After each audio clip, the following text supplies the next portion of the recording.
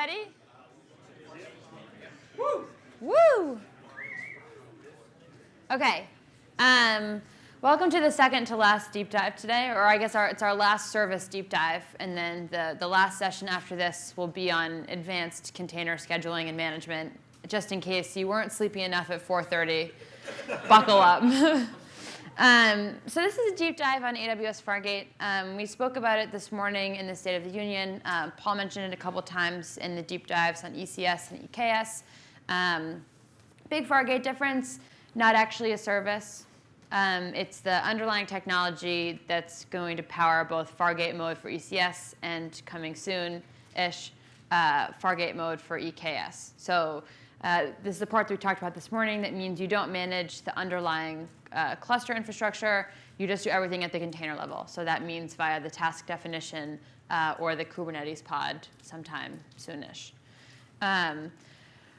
What does Fargate mean? So practically speaking, it means you don't do the scaling or the setup or the resource allocation. You just pass it your definition, so your task definition of your pod, and then Fargate handles all the other pieces. Why Fargate?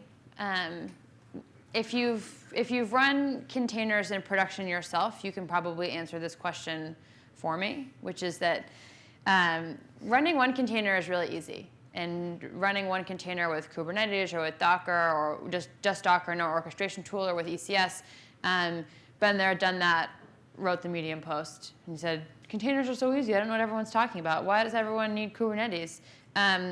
Running lots of containers, though, is really difficult. And all the problems that you have in scaling and running a monolith is compounded by 10, 20, 50, 100 times when you're running containers.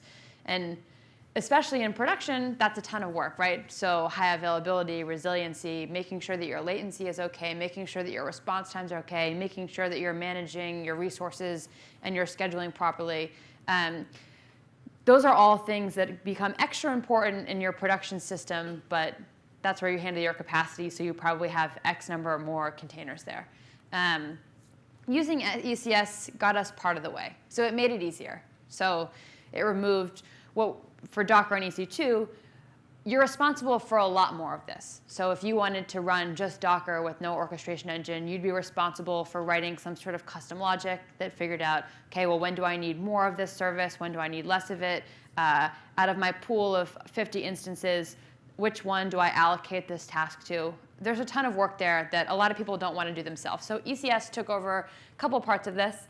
So the scheduling and the orchestration, basically. So how do I manage my cluster resources? How do I place the containers on top of that? But it's not totally hands-off.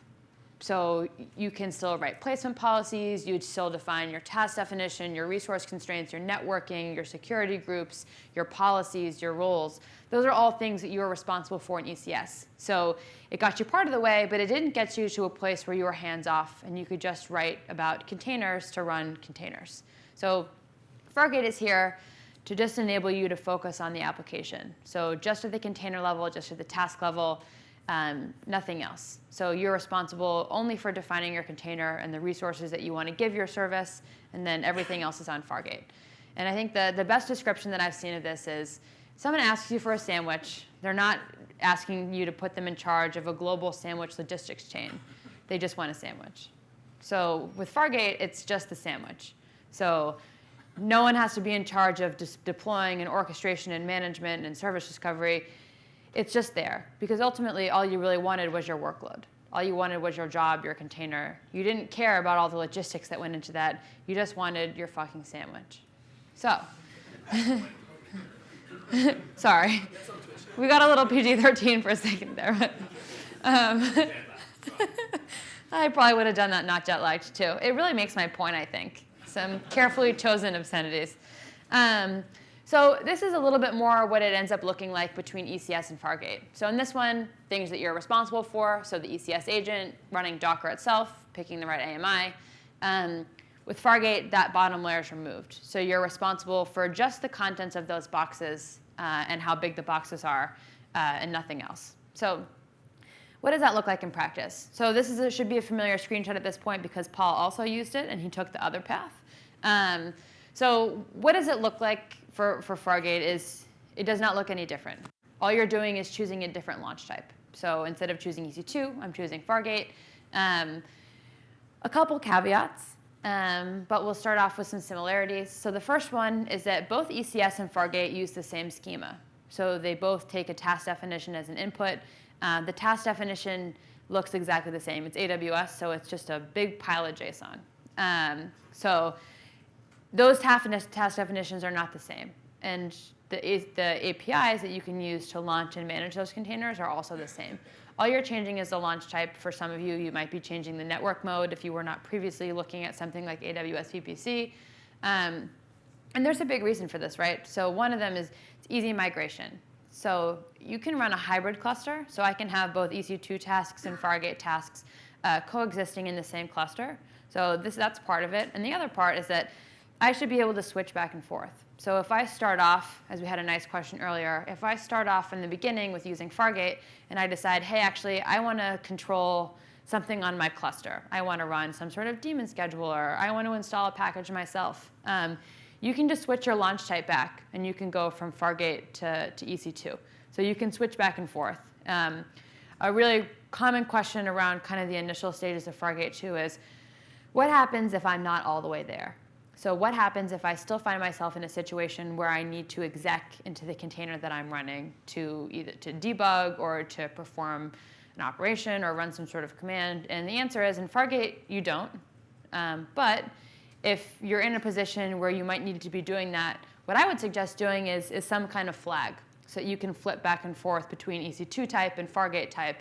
So if you were like, oh, well, you know, I have a persistent problem with the container, and I'd really like to run in there and run something or install a package, you can flip back and forth then to use EC2 type, where you can exec into the container like you would have before. So we said that they share the same schema, which is a task definition. So what exactly is a task definition if you're just joining us?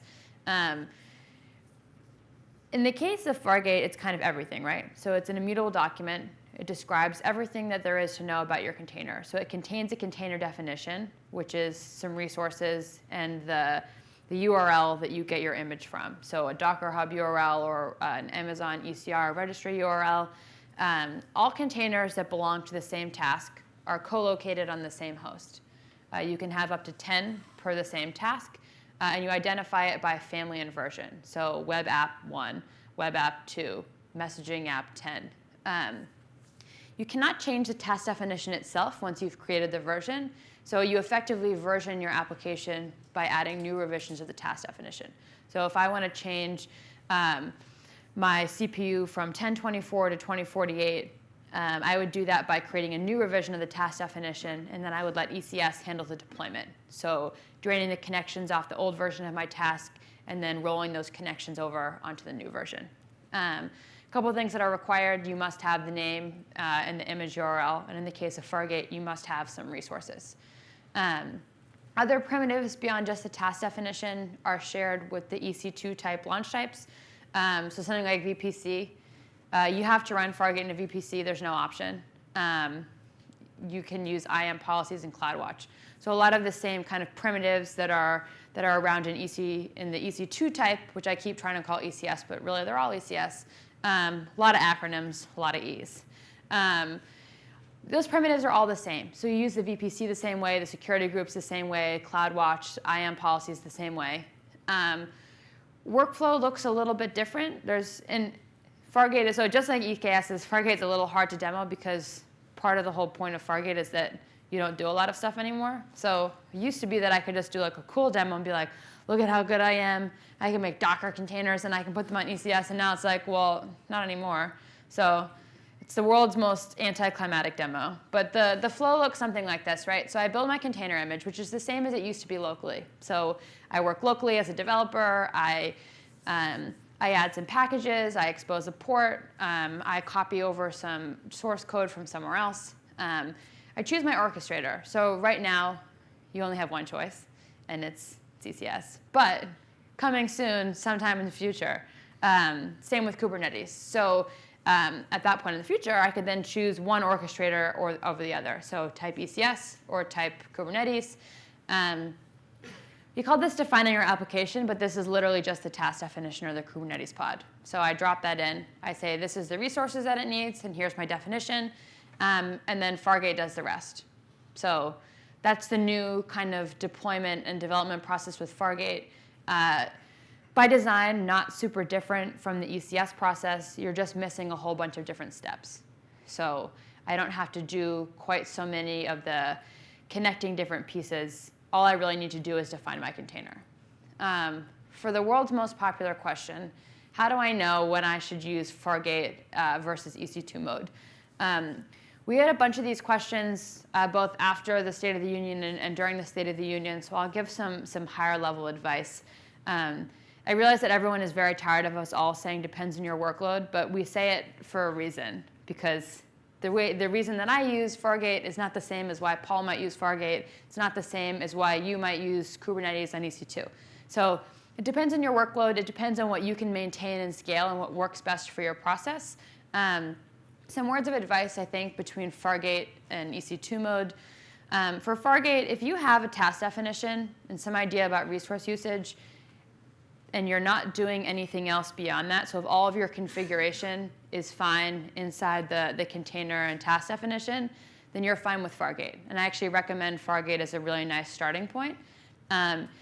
If you're doing anything else, so installing a daemon, SSHing into the host, execing into the container, running everything that needs like advanced Linux capabilities, perhaps Fargate is not the right point for you to start at. So there are some trade-offs by going back and forth, right? So by Fargate, by passing on more of the management responsibility to AWS for things like high availability and deployments, I lose a little bit of control over things like being able to install my own packages on the host. So if you're doing any sort of customization, maybe start with ECS.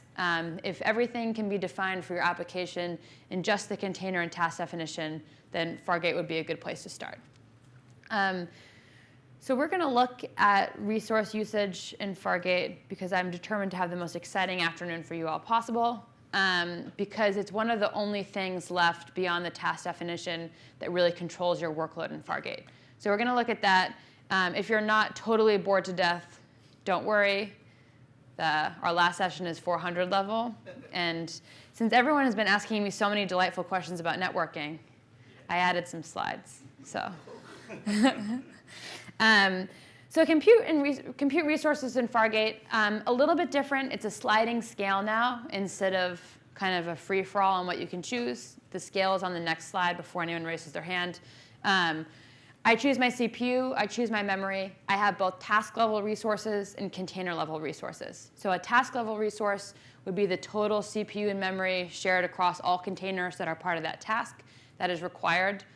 And I can also, within that, set container-level resources. So a use case for this, before anyone says, well, why do I need two separate memory fields?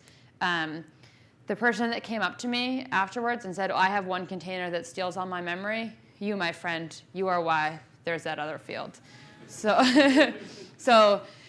not all containers consume resources responsibly or in the same way. So if you have a container that is a memory hog or likes to steal up all the available CPU, that is why you have that second level field. So those container level ones define how you share resources between all the containers that belong to the task and just that specific container. So if you've ever seen the error message in ECS that says task X has been killed for memory usage, that's why. It hit a hard limit and was killed for not acting responsibly. And you could ignore that error technically by just continuing to let it restart until it eats up all the memory and is killed. Or you could give it a new limit, or you could fix the error that was causing it to eat up all the memory. So many paths, Padawans. That one is a choice for you guys. In the following session, we will look a little bit more closely on how containers share resources back and forth and how I know when to set a hard limit versus a soft limit. So I have a little bit of that in here now, but not too much. So this is the chart that I promised. So this is how you do resource configuration in Fargate. You have a couple of choices. By a couple, I mean 50, but I did not list all 50 on this document. But you get a sliding scale, basically, of CPU to memory. So someone asked me in Helsinki after this, could I theoretically give it an infinite amount of resources because it's not my cluster? And the answer is no, not infinite. Or you'd probably get a call from someone at AWS being like, do you know? Maybe not so much. But pretty generous, so you can get up pretty high. You can allocate a fair amount of resources to these containers. The top level would be 4096 for CPU and then up to 30 gigabytes of memory. So pretty generous, not infinite, guy in Helsinki. So container CPU sharing. So I promise that I only have like 2 pages on this, even though I think it's really cool. So task CPU is a hard limit. It cannot have more CPU than that. It cannot exceed that. Hard. Container CPU is optional. So remember how we had the task and the container? Task is what's shared. Container is optional, but also by default, your containers will share everything that's allocated to the task. So it will be equally distributed between all the containers that belong to the task. I can set container CPU to control that sharing. So I could say that my greedy application gets a larger percentage of the CPU than a really lightweight application that maybe adds things to a queue. Same basic principles for memory. So task memory, again, is a hard limit. My task cannot exceed the amount of memory that I've allotted to it.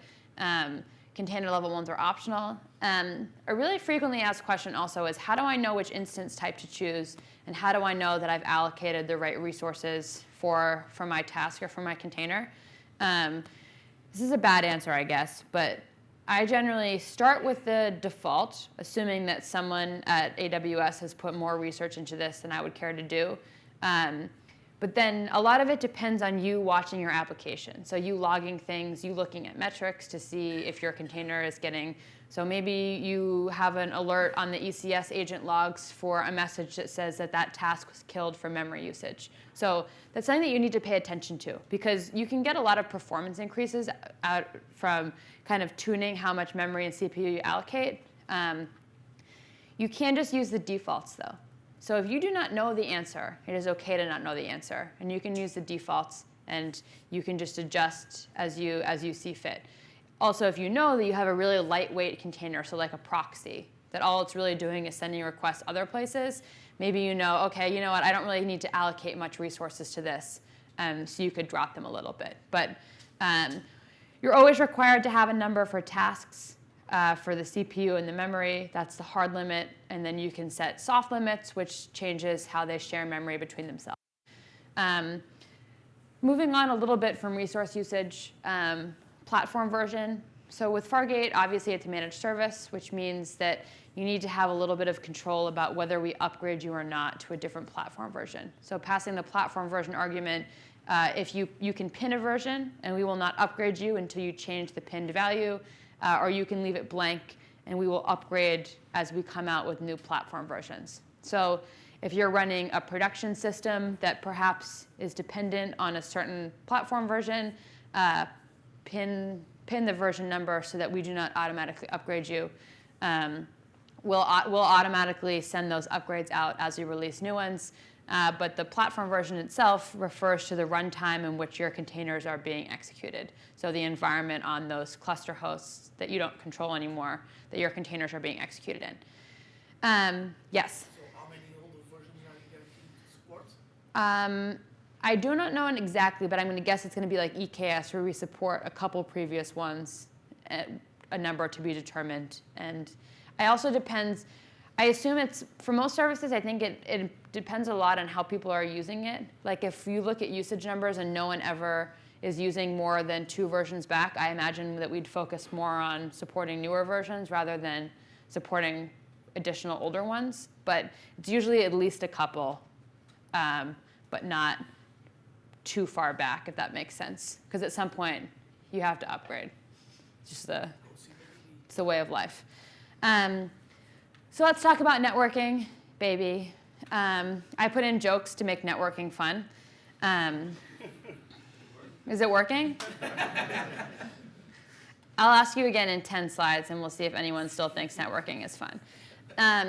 We're going to try to make it kind of fun because I added some of these because in between every single session we've had today, there have been at least 4 or 5 networking questions. So now we're going to have Networking 101, and everyone will learn the answers to these questions.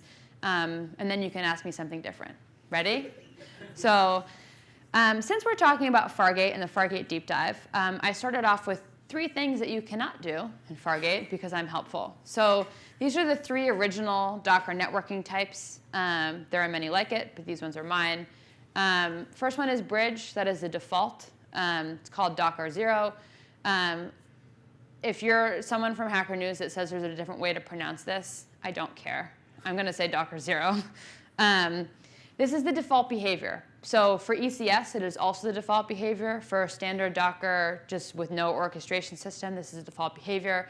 This means that containers on the same network communicate with each other via IP address. Does not get you automatic service discovery. If you want to connect your containers, you can use link. I know that I have 3 hyphens in there. It's because PowerPoint insists that I want only 1 dash when, in fact, I want 2. So now there's 3. So now no one's winning. But at least it's not one giant line. None. There is no network interface attached. It is only local loopback, which I will explain very shortly. Host means that I map directly to the host network. So network settings inside the container are a direct equivalent to network settings on the host. More networking to answer frequently asked questions, both on my Twitter feed and in this room. Yes, you can create your own bridge networks. No, I will not be covering it in this topic. If you're interested in learning how to create your own bridge networks, I will send you some very cool links if you find that interesting. If you're looking to learn more about overlay networks, which I know that Paul mentioned, it is more commonly talked about in the context of Kubernetes, so something like Console or Docker Swarm. I'm also not covering this, but when the slides go out, I did a link for some info from the Console team that talks a little bit about what overlay networking is. If you're looking to figure out how your containers communicate, or in some cases are failing to communicate with each other, I actually highly recommend the Docker documentation. So networking is worth a whole many conversations of its own. So this isn't not an exhaustive primer on networking. This is just the basics that you know a little bit about what we're talking about when we say what kind of networking type something is using. So if you're looking for a deep dive on inter-container communication or more on these networking types, the Docker documentation has also answered a lot of questions on networking because that's everyone's favorite Docker topic is, but how do my containers talk to each other? So start there. If you're looking for more information, please feel free to tweet me because I would love to talk about it. For our purposes, though, for talking about things like ECS and Fargate, there's 2 kinds of networking that we care about. So the first one is container or local networking, and the second one is internal networking. So, sorry? That's what I said. Did I not say that? Oh, it's fine. You guys knew what I meant. It's on the slides.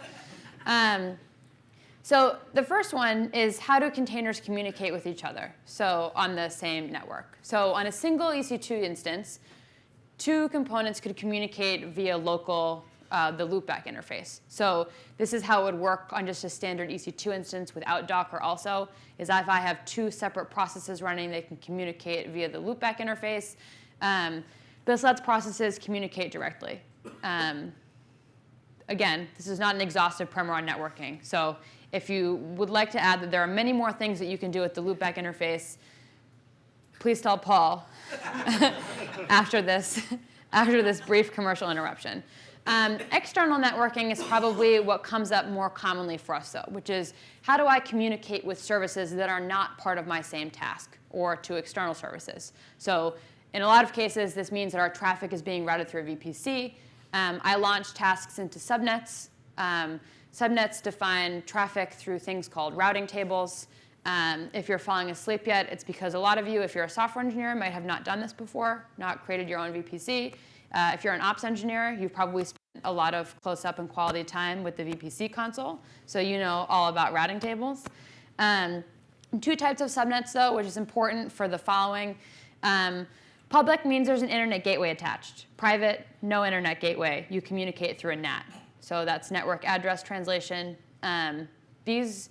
You don't need to know about networking, though, to use ECS and Fargate. I'm telling you so that you can make an informed decision when you know that when Paul mentions that there's a bunch of different networking types, or when we mention that Fargate only uses AWS VPC and not the previous networking types, I want you to know at least a little bit about what that means. So what's the difference between a public and a private subnet? Why do private subnets need NAT gateways, NATs attached, and publics have internet gateways? So if you're planning on running this in production and you're the one that's responsible for it, please, please, please do more research than just this. But hopefully we answered some of the very basic questions on how you can use this yourself. AWS VPC. So this is the new networking type that we've been talking about all day. This is your only option for Fargate. So if you want a different networking type other than AWS VPC, you need to use ECS, or I guess Kubernetes. But that was Paul's talk. So you have to use AWS VPC. That means that each task has its own ENI that's allocated through us. You do not have to do it. By default, it receives a private IP. You can also allocate a public IP. So containers that are launched as part of that same task. So remember, you can have up to 10 container definitions in the same task. They can use that local loopback. This is jet lag is hard. They can use the local loopback interface, which is what I just talked about a couple slides ago. So they can communicate to each other the same way. With an ENI allocation comes the private IP. ENIs are at the task level, though. So how do I control how containers that are not part of the same task communicate? A little bit of a process here on how the VPC integration works. So this is the process that I just said, though, right? So we create the ENI. We allocate it from the subnet that you're launching your task into. We attach the ENI for you, and then that task now has an associated private IP. You can control inbound and outbound traffic via security groups the same way that you would for any other type of container infrastructure. I have a slide addressing this in a little bit where we'll look at this literally the same screenshot, and I will show you why. But you have to run Fargate in a VPC. You have no other option. There is no other road forward but VPC.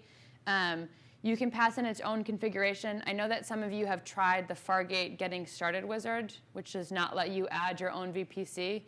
That's just a Getting Started Wizard for learning. So definitely in real life, use your own VPC. Why do we care about ENIs? Why do I keep talking about them? ENIs and Fargate are what control internet access. So a task ENI controls the network access both to and from your task. So also things like image pull, so from ECR or another registry, or pushing logs to CloudWatch. To push logs and pull images, you must have outbound internet access, even if your application does not need outbound internet access. So you can either do this with a private task with outbound access or a public task that has both inbound and outbound. So only allowing outbound means that it will accept no requests in. Inbound and outbound means it will both emit data and also accept incoming requests. If you are more of a picture person, this is what local networking looks like.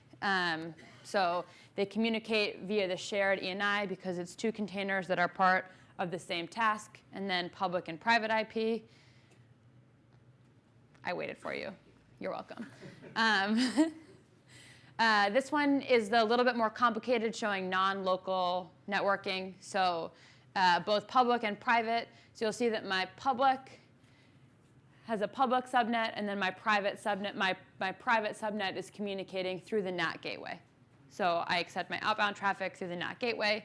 That one only has a private IP, but might have an internet gateway in front of my public subnet. This is a little bit of a bigger and better picture of what this might look like from the top. But you guys just learned all of these concepts. It is not important necessarily to be able to parrot them all back or to know exactly all the differences. The main takeaway really is that for Fargate, only AWS VPC. If you find yourself limited by AWS VPC or the behavior doesn't work for you, look into the different networking modes for Fargate if you're looking to do anything different. I included a couple of links if you would like to learn more about this. So the first one is a whole post on just how AWS VPC works in Fargate. And then the second one is talking about a more general view of networking for ECS. Permissions and access. So I do all the cool things today, obviously. Exciting topics. So we're going to cover this at a really high level because I think most of you already know this, but 3 kinds of permissions here. So cluster permission is a kind of a people permission. So who can launch or perform actions with tasks in your cluster. An application permission, what can your application containers actually perform? And then what we've called housekeeping permissions, which is a really friendly way of saying AWS permissions. So how do we pull images from ECR or push logs to CloudWatch or create ENIs in your subnets on your behalf? So 3 types. Cluster level permissions, like everything else in AWS, are controlled by policies. You can write an IAM policy for a user or a role that lets you take an action in a specific cluster. Or you can write application permissions, and those are your kind of your meteor permissions. So what can your services actually do? What other services can they interact with? Housekeeping, we just talked about that. A couple different categories. So either the ones that we do to execute on your behalf, so to pull an image, or for example, a service role, which would let you do something like create subnets or register targets to your load balancer. You just learned that also because I just put in another summary, but if you're reading the slides at home, that's the high-level view of which one does which. So a couple of fun facts. So featuring Biggie. Just making sure everyone's still awake. Storage. So these are some kind of frequently asked questions. So storage on Fargate is backed by EBS. File system space that you get for your container file system, 10 gigabytes. That's not limit? It's a limit. You can ask support if you want an increase, but So it's a soft limit? well, the L limits are soft limits if you ask enough, I think. But I don't have any use case one is that big, but just one. as far as I know, that is the default limit. I'm not sure what the process would be right now for getting it increased, but I assume that it's one of the ones that is still a very new service, so it could change at any point. I've already answered this a couple of times, but if you're following along at home and you run into the same problem, which is why do all of my clusters look the same? They're hybrid. A lot of people have used the wizard and have come up to me and say, but it's so unsafe because where can I use my own VPC? Does that mean that AWS manages the VPC for me? The answer is no, but in the Fargate Getting Started wizard, it's like a here's how Fargate concepts work wizard. So in that wizard, it does create the VPC for you. In real production life for Fargate, you can pass in a VPC configuration. So you need at least a couple availability zones with multiple subnets in order to distribute traffic properly, but you absolutely, positively can use and pass in your own VPC. Someone asked me about this after the State of the Union, but how do you isolate between your resources and everyone else's resources in Fargate because you're not managing the infrastructure anymore? It's at the cluster level. So everything is defined at the cluster level. So anything that's in that cluster is in that cluster. Anything outside of that cluster is isolated from the contents of that cluster. So the logical architecture choice for a lot of people so far has been, I have a production cluster, or a staging cluster, or a testing cluster, or a development cluster.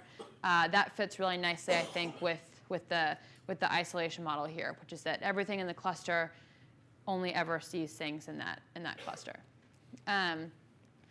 We'll talk a little bit more about load balancers later. For Fargate, though, you do not have the choice to use ELB Classic anymore. You only have ALB or NLB.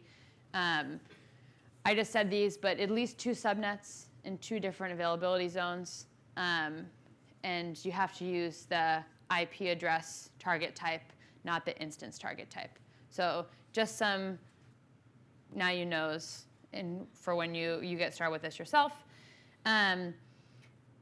Couple different CLIs. So we have the AWS CLI, which is everyone knows, everyone uses it. It's the same one that's shared for many AWS services, so I can use it for Lambda or API Gateway or EC2. So same CLI. Open source includes most AWS services. I put some links in if for some reason you haven't heard of it. For ECS, there's also a second official CLI. That's the ECS CLI. That's the one that supports, in a lot of cases, Docker Compose files. Only works, obviously, with ECS and Fargate, not everything else. So you can, in a lot of cases, use Docker Compose files, which has been a really popular request, but you can't use them from the main AWS CLI, only the ECS CLI, which I realize is confusing because you call it with AWS ECS, and this one is just ECS. So, fun fact. Some good unofficial options. So the one that I'm about to show you is Fargate CLI, and that's made by a guy named John Pignata. That one's just for Fargate. It's really nice. It feels a lot like how I want my Fargate experience to feel like. Actually a lot like the Docker command, so like task run, like Fargate task run, Fargate service run. There's also Cold Brew CLI. So there's a lot of really nice open source third-party tools for working with these kind of container setups. So if the AWS CLI does not float your boat, that's fine too. So I'm going to try to switch windows here, which I've been told may or may not work. Fingers crossed. OK, so the wizard that I'm talking about, oops, oh, it didn't switch windows. You're in presentation mode on PowerPoint. Hate this game.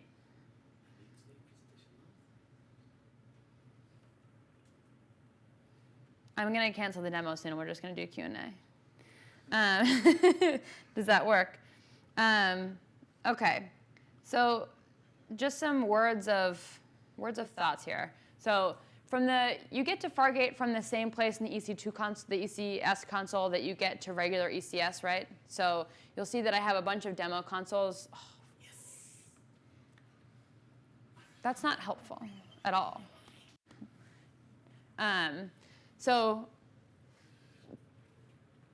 This is how you can tell that they're hybrid, right? So within that same cluster, I have Fargate tasks running. I have EC2 tasks running. They run in the same place. I start them the same way. The wizard that everyone has been talking about, to much consternation.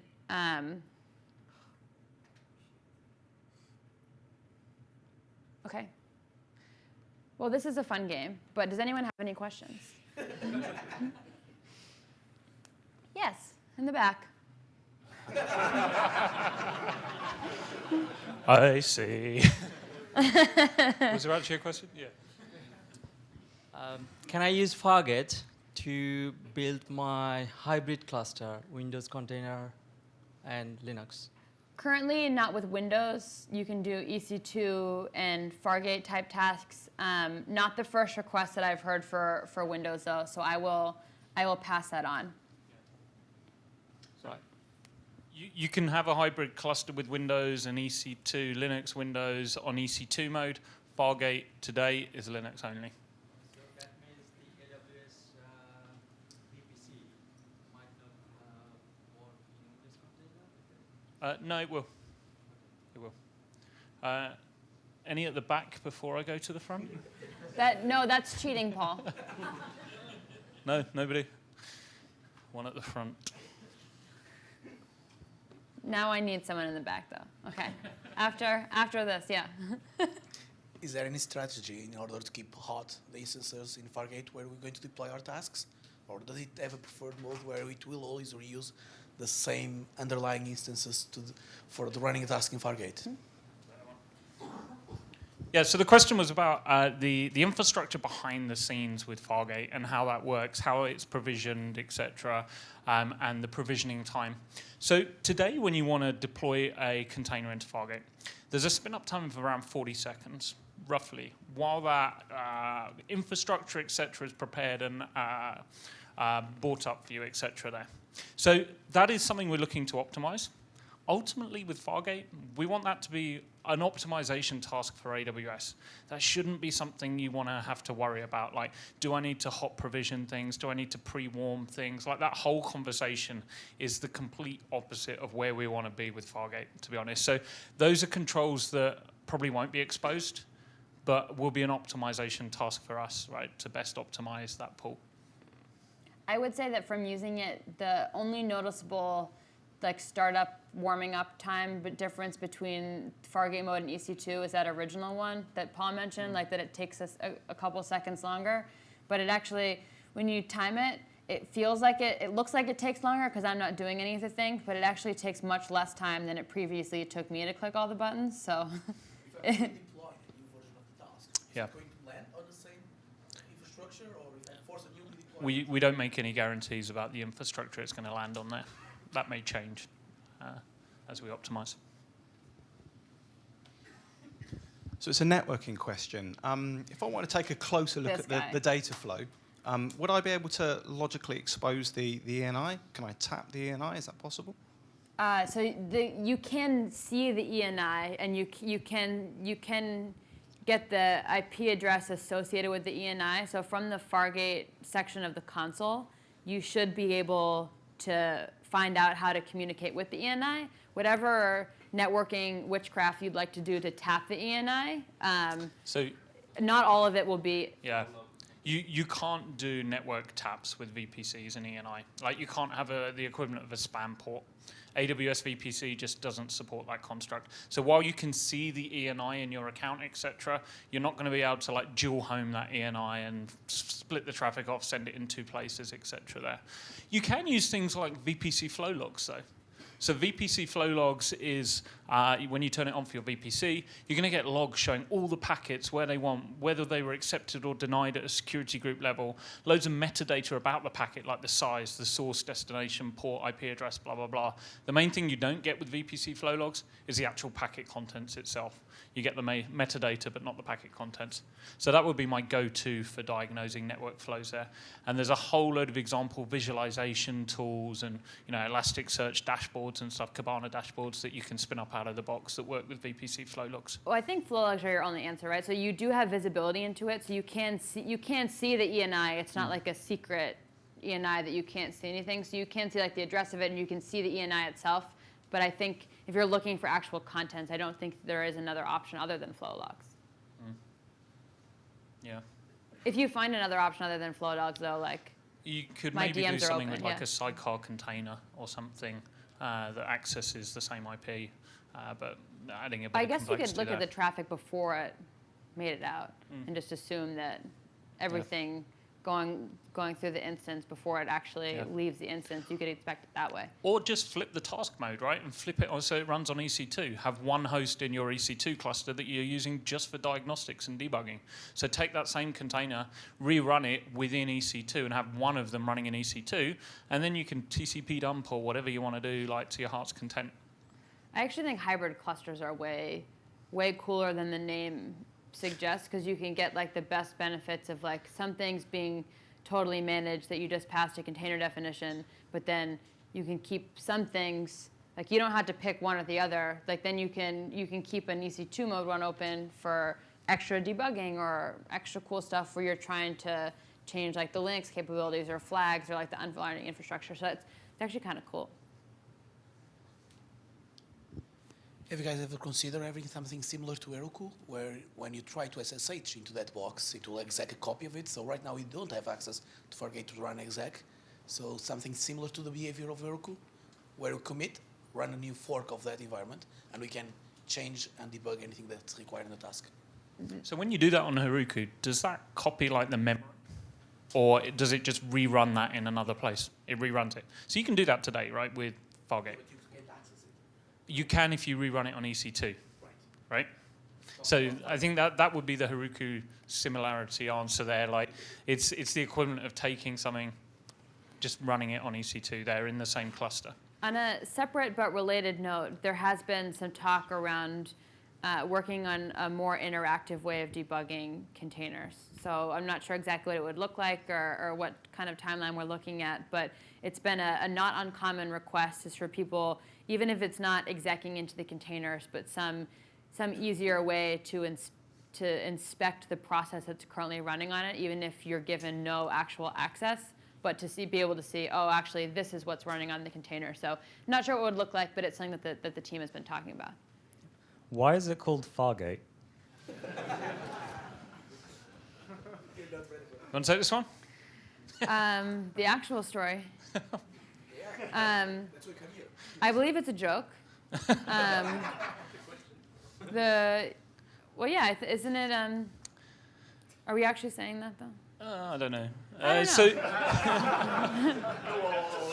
what we can say definitely is there's a lot of theming around like Star Trek and other space-related All space related. programs and stuff around the AWS container services. So a lot of the code names and stuff are based around that sort of thing. So Big space fan. space, basically, because space. It's a good answer. Yep.